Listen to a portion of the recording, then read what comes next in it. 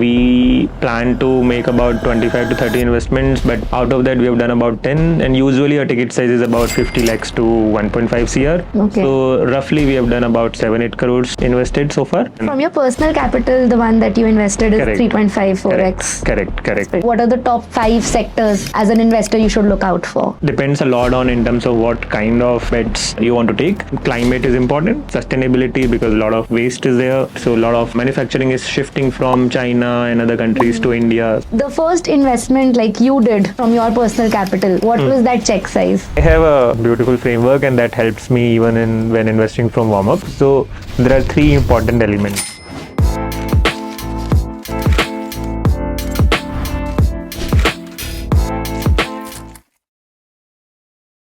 So we saw so many comments on our YouTube channel with people asking specific advice on specific investments. We heard you. Today we have with us Sharad Bansal, founder of Warmup Ventures, who is here to tell us about angel investing. Welcome to Power Pioneers. Let's start with your journey. I think first of all, the word startup is something which was alien to me before joining the IIT Delhi. There was an initial plan was that, okay, I go to IIT, complete my engineering. I was more intrigued towards doing management. So plan was to do IIT and IIM. And that was the initial plan, which is for everyone. But got exposed to entrepreneurship in college and started working on my idea there. And this was an edtech idea that we were working upon, and right after graduation we pursued that idea.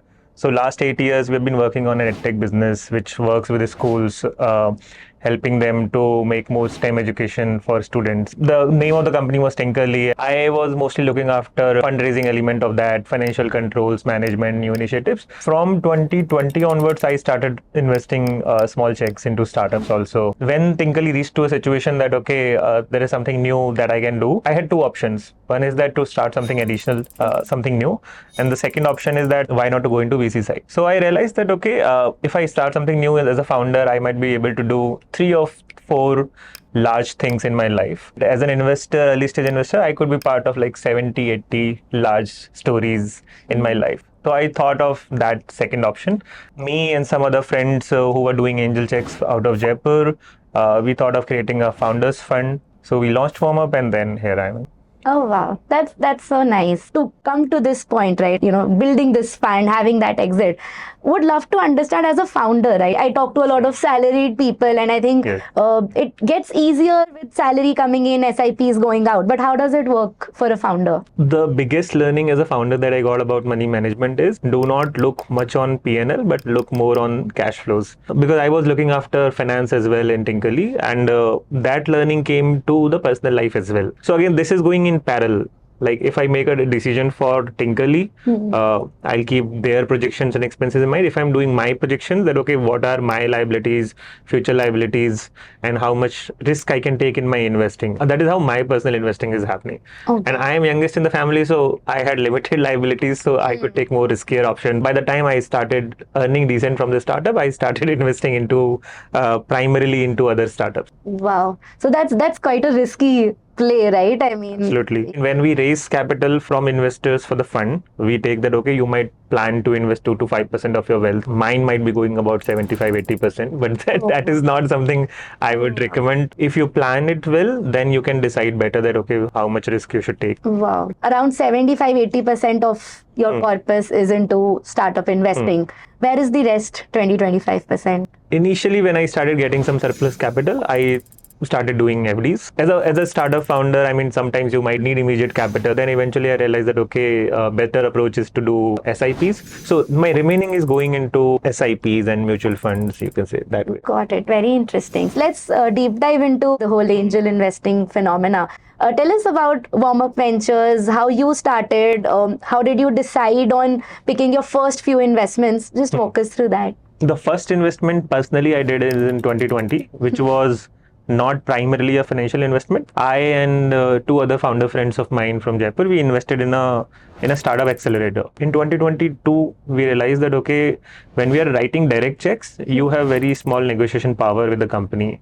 And a lot of micro VCs funds have also existed. So Why is that? Like, If you invest through any platform, minimum check size is about 3 to 5 lakh rupees. okay. And you can do even 10 lakhs rupees, but you are investing through some platform because most good startups will not allow you to get on the direct cap tables. Do you have any framework on assessing startups? Yeah, I have a beautiful framework, and that helps me even when investing from Warmup. So there are three important elements: team, traction, and market. Okay. Team is like founding team and the key employees. Traction is like number of customers, number of LOIs, anything which is related to like what development you have done in the product or in the business. Okay. And market is like which sector, which industry you are working with. So team, traction, and market. Now for early stages, there is no traction, but there is team and market. So one is that you know that is this team capable of what they are saying? Are they capable of making what they're saying? Are they capable of executing what is needed to grow in this space? So that you look in the team. In the market, do you see a pain point in this market? Do you see that large enough size is there that if this is successful, this can become a really large business? How the competition is? Are there other startups who are trying? Why are they not that efficient? So all of that you can see in the market. So team and market. So one, I have to believe that there is an opportunity in the market, and then this team can do it. For someone who is just starting out, right? When you started out, you had a lot of network of founders, right? But for someone who wants to explore startups as an investment asset class, for example, how would you advise him or her to look at this as a category? Fundamentally, I think one is that what is your net worth or what is your annual investing happening?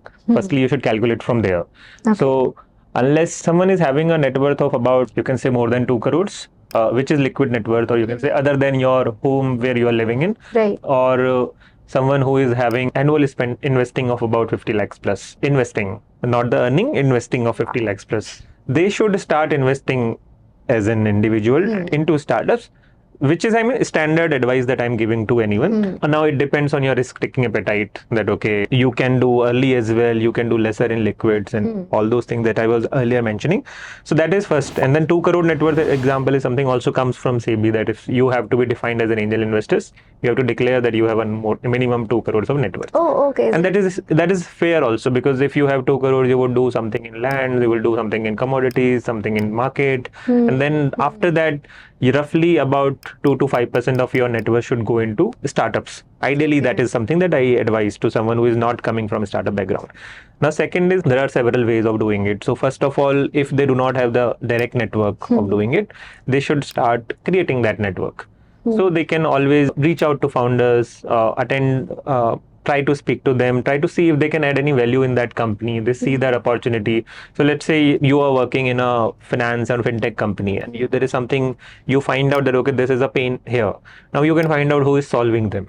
And you can find out that, okay, I can add some value and I also want to write a check in you. This is the fundamental definition of angel investing. But if it is not there, then the second approach could be, there are several platforms these days, aggregator platform, where the startups come, and there are several angel investors who are member of those platforms, and they pitch in front of them, and combinedly 50, 100 investors together invest into those companies. Okay. So there are platforms like AngelList, Let's Venture, Venture Catalyst, and WeWC, and several others. Now the market has matured a lot. There are positives and negatives out of it. From a learning point of view, you should go there, you should explore that what kind of companies are pitching in.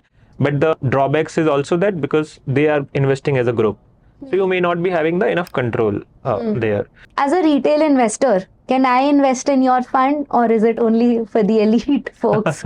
No, I think there are a lot of flexibilities now, and then I think India has about 1,200 odd funds, and then I think more than 25,000 angel investors or investors in the fund. So you can do it. In India, in SEBI's definition, there are 3 types of funds: category 1, category 2, and category 3. Okay. Category 1 and category 2 funds, these are all alternative investment funds. They're called AIFs. Okay. Yes.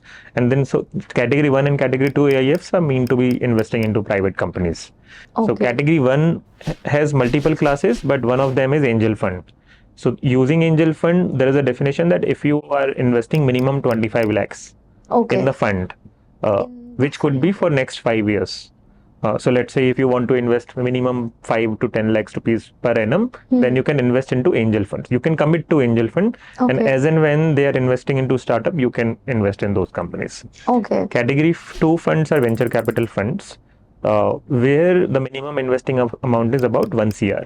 Okay. Again, usually VC funds have a deployment or drawdown period of about 2 to 3 years, or sometimes up to 5 years. Okay. So 1 CR will be drawn down, will be taken by the fund in installments. Understood. So basis, if you have that kind of a corpus that you plan to invest in next 5 years into startups, you can associate with the category 1 or category 2 funds. Understood. So again, as a retail investor like me, if I don't have that money, I want to start small. Maybe I go to aggregators to research and test the waters. Yes. For that person, do you have like a framework, some do's and don'ts that this person should take care of while investing? Now, if someone wants to invest into startup, there is one approach is you can go on that platforms, become a member. They keep bringing new deals. You look at those deals and then if you find any company interesting, exciting, based on their business numbers, based on their team's background, so you might invest in directly through that corpus. Or there are syndications also exist nowadays. So on those angel platforms, syndications is like a group of 50 people combined together, and they will there would be some lead investor in that syndicate, and basis the lead investor's decision, everyone is following that syndicate. So let's say a good prominent startup founder is the syndicate lead, and you vouch that okay, he or she might be doing a relevant decision, and I will follow where they are investing. So there are a lot of syndications. Fund managers are for mutual funds. We put it and then they manage the money kind of thing. Not, you can say PMS side, not the fund manager side. PMS is portfolio management, which is more flexible. In the fund manager has the entire discretion to invest where to invest or not. In the syndicates, the investors can choose where to invest or not, but they're following that syndicate leads syndicate that okay, wherever he is investing or she is investing, I will follow their and then I can choose I want to invest in there or not. So one approach is that if you are not able to have, and usually an individual retail investor would not have enough information about a private company. So you usually double down on where the people who would have that understanding of that sector or not. So you should see, as a retail investor, some basic principles is that you can look at that who else are investing in that company, which funds or which angel investors investing into company. That is a good criteria to see that who is trusting them. Second is that you see the team's relevance, does the team have the similar sector experience? Does the team, if it is a very core technology, does the team have enough technical expertise? What kind of pedigree they are coming from? So it depends on the kind of business that does the team shows that capability. So usually team, and then who are the backers, and do you see that okay, in this sector the company can create something or not? And in your Warmup Ventures experience, right? How much have you invested so far, and what like some of the success and failure stories that you would want to share with us and your learnings? From the fund we started investing in last September only, September 23. We plan to make about 25 to 30 investments, but out of that we have done about 10, and usually our ticket size is about 50 lakhs to 1.5 CR. So roughly we have done about 7-8 crores invested so far. From the success point of view, from our current portfolio, it is very early to say it is a success or failure. I mean, last 6 months they are doing great. From a personal portfolio, we see that in last 3-4 years where we have invested, our current capital lands about 3.55 kind of a multiplication of what we invested. So this is a pretty good IRR. Like so more than from your personal capital, the one that you invested is 3.54x. Correct.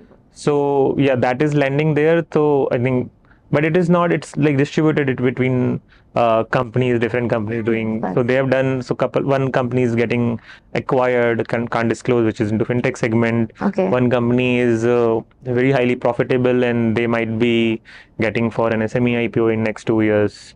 So the companies have raised multiple rounds, follow-on rounds, and they are growing. But success, how do you evaluate? So startup investing as an asset class aspire to achieve a return of about 25 to 30% per annum basis, annualized basis.